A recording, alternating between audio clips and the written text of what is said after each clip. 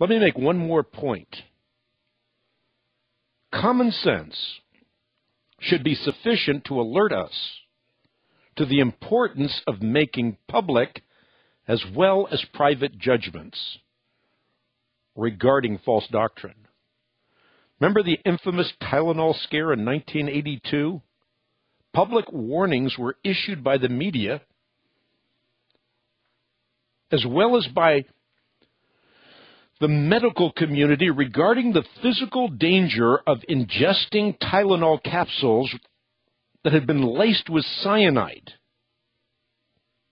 Well, I think this is an apt illustration because spiritual cyanide is being dispensed within the Christian community, and therefore we are duty-bound to warn the public.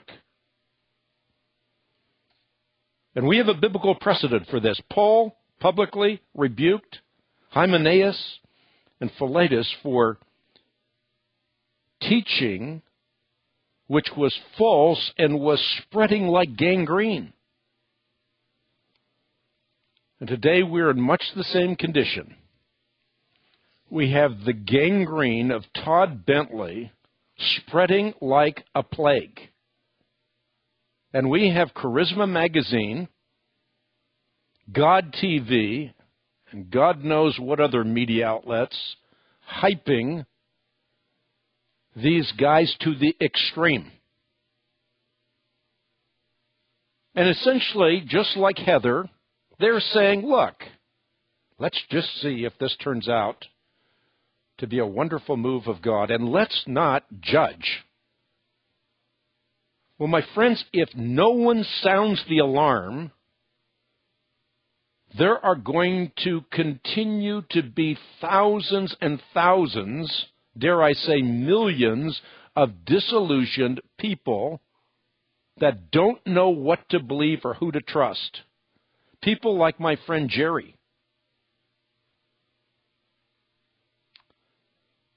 People like his sister Angela. Their kids. Sometime in the future, I'm going to tell you the story of William Dembski. He's one of the brightest guys on the planet. I just experienced the same thing. You want to cry when you think about it. I'm going to save that for now, but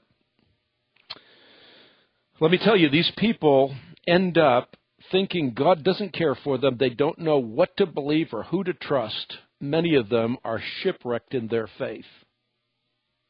This is a gangrene, a cancer, a distortion of truth in our midst. And it needs to be called out for what it is, because people are losing their ability to discern.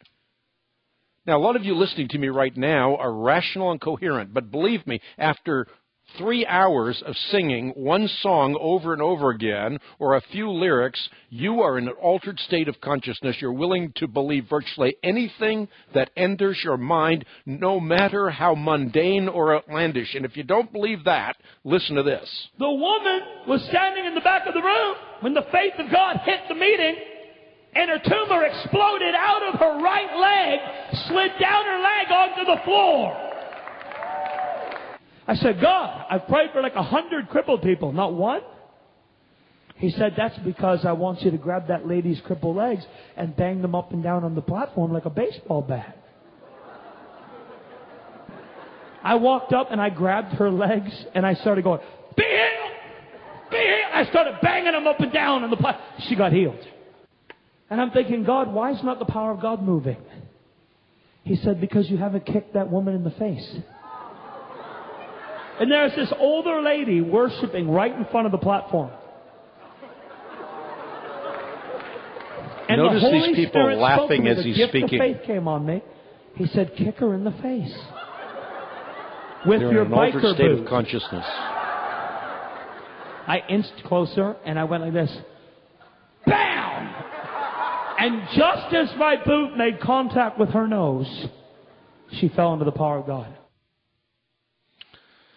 Well, if nobody else is willing to say it, and I don't care how many Heathers stop supporting this ministry, stop listening to the broadcast, I'm going to continue saying what I'm saying.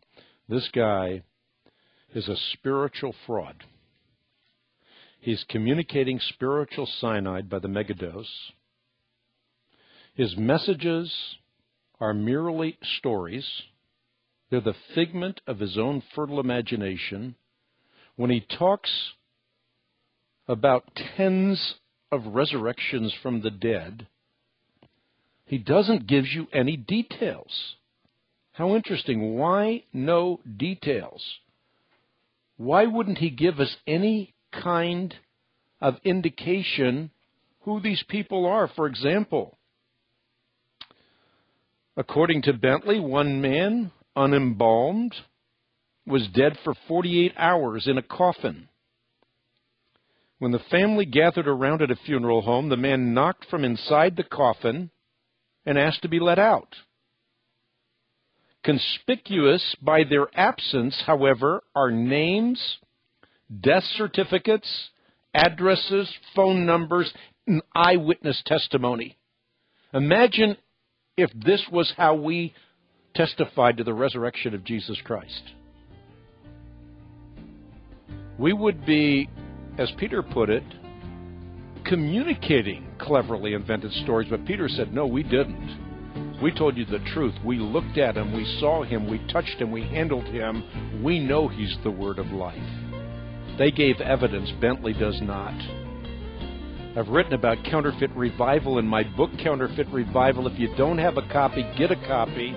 Be forewarned, forearmed, and start warning others about the wolves who are now in the sheep pen. What was once relegated to the ashrams of the cultists is being replicated at the altars of churches. The book is available through the ministry at equip.org and by talking to our resource consultants at 888-7000-CRI. In just a moment, we'll be right back with your questions right here, live on the Bible Answer Man broadcast. Oprah Winfrey is